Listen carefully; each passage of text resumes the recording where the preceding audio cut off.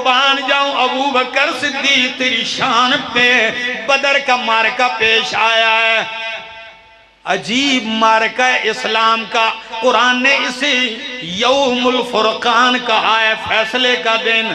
ایک طرف میرے مصطفیٰ کا جھنڈا ہے، 313 جانثار ہیں نہتے، دوسری طرف 1000 کا لشکر ہے ابو جہل کے جھنڈے کے نیچے، اور کائنات نے یہ نظارہ کبھی نہیں دیکھا ہوگا، باپ نبی کے جھنڈے کے نیچے ہے تو بیٹا ابو جہل کے لشکر میں ہے، ماموں ادھر ہے تو بانجا سامنے ہے، ادھر امیر حمزہ ہے، سامنے بائی ہے، یہ عجیب منظر ہے، لیکن میرے پیغمبر کے صحابہ نے بتا دیا کائنات والوں، قیامت تک آنے والوں، ہم نے بتا دیا ہے کہ ہم نے خون کے رشتے رب کی توحید کے رشتوں پہ قربان کر دیے ہیں۔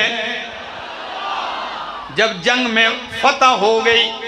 تو ابو بکر صدیق کا بیٹا عبد الرحمن ابن ابی بکر بعد میں مسلمان ہو گیا۔ کراچی والوں اگر میری بات سمجھ میں آ جائے تو میری تسلی کے لیے آپ سے نوٹ مانگنے نہیں آیا ہوں، آپ سے چندے مانگنے نہیں آیا ہوں، آپ سے ووٹ مانگنے نہیں آیا ہوں، صرف آپ سے ایک چیز کا درد لے کے آیا ہوں کہ آئیے رب کے قرآن پھیلانے میں، رب کی توحید پھیلانے میں ہمارا ساتھ دیجئے۔ بس صرف میری التجا ہے، سمجھ میں آ جائے تو سبحان اللہ کہہ دینا۔ صدیق اکبر کا بیٹا بعد میں مسلمان ہو گیا، محفل لگی ہوئی ہے، کہنے لگے بابا جان آپ شکر کریں، بدر والے دن آپ میری تلوار کے سامنے آ گئے تھے، اگر میں تلوار چلا دیتا آپ کا سر قلم ہو جاتا، لیکن جب دیکھا تو میرا بابا ہے، تو میرا باپ ہے، تو آپ کی محبت رکاوٹ آ گئی،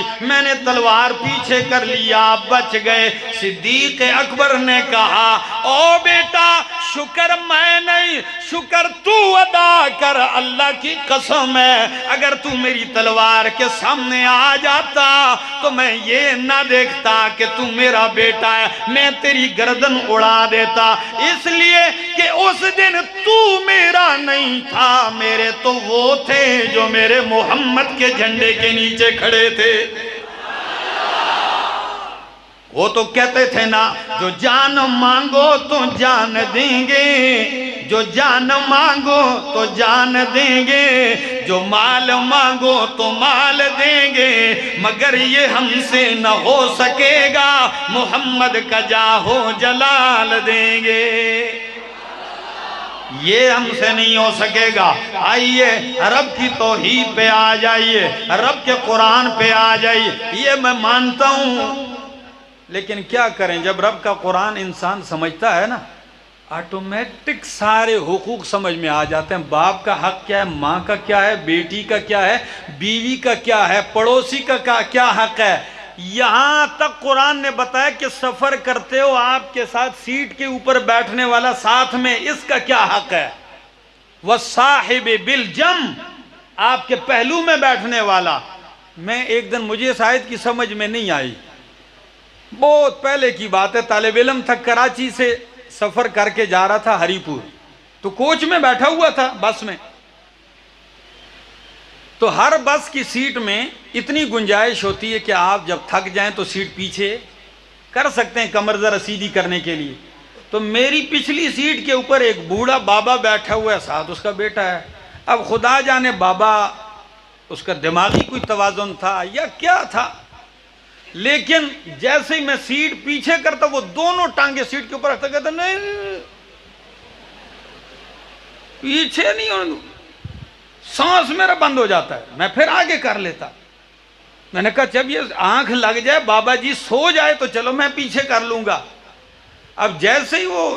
آنکھ اس کی لگتی ہے تو میں سیٹ پیچھے کرتا ہوں، جیسے ہی اس کی آنکھ کھلتی پھر دونوں ٹانگیں اس کو مارتا ہے۔ اب یہ میں نے کہا اللہ جی اس مصیبت سے اب میں 24 گھنٹے کا سفر ہے، میں یہ کیسے طے کروں گا۔ میں نے جب اس کے بیٹے کی طرف دیکھا تو اس نے وہ سمجھ گیا، وہ کہتا ہے بابا جی یہ اس کا حق ہے، آپ نے بھی تو اپنی سیٹ پیچھے کی ہوئی ہے اور بہترین آپ نے ٹیک لگائی ہوئی ہے، تو پچھلا اگر ایسا کرے کہ نہیں، اس کو غصے ہو گیا۔ تو وہ مجھے کہنے لگا آپ گزارا کریں، میں چپ ہو گیا۔ تھوڑی دیر گزری اب جب باپ سے کہا کہ ابا جی آپ اس سیٹ پہ آ جائے گا، نہیں میں ادھر ہی بیٹھا ہے، تھے ہی بیٹھے تھا، میں یہاں ہی بیٹھا رہوں گا۔ وقت گزرا، جب نیچے ہوٹل کے پہ اترے کھانے کے لیے تو اس کا بیٹا آیا تو باپ کو اس طرف بٹھایا، اس سیٹ پہ آیا، مجھے کہنے لگا اب جتنا سیٹ مرضی ہے پیچھے کر لو۔ لیکن میں نے کہا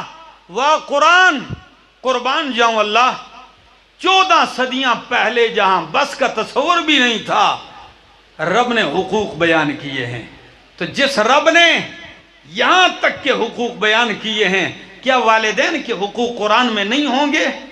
کیا پڑوسی کے حقوق نہیں ہوں گے؟ یہ ایسی کتاب ہے، یہ تاجر کے لیے لائحہ عمل ہے، یہ عدالت میں بیٹھنے والے چیف جسٹس کے لیے لائحہ عمل ہے، یہ فوج کے سپہ سالار کے لیے لائحہ عمل ہے کہ آپ نے اپنی فوج کو کیسے تیار کرنا ہے، فوج کو منظم کیسے کرنا ہے، فوج کو بہادر کیسے بنانا ہے، فوجی منظم نظام کیسے کرنا ہے۔ قرآن بتاتا ہے آپ تاجر ہیں، آپ نے تجارت کیسے کرنی ہے، آپ ایک شوہر ہیں، بیوی کے ساتھ کیسے گزارنا ہے، آپ بیوی ہیں، خاوند کے ساتھ کیسی زندگی گزارنی ہے۔ اللہ کی قسم ہم نے صرف اس کتاب کو کتنا سمجھا ہے؟ اتنا سمجھا ہے، اونچا رکھ دیا، بچوں کے پہنچ سے دور رکھو، یہ اونچا ہی رکھا ہے، کبھی کھولا نہیں اس کو۔ یا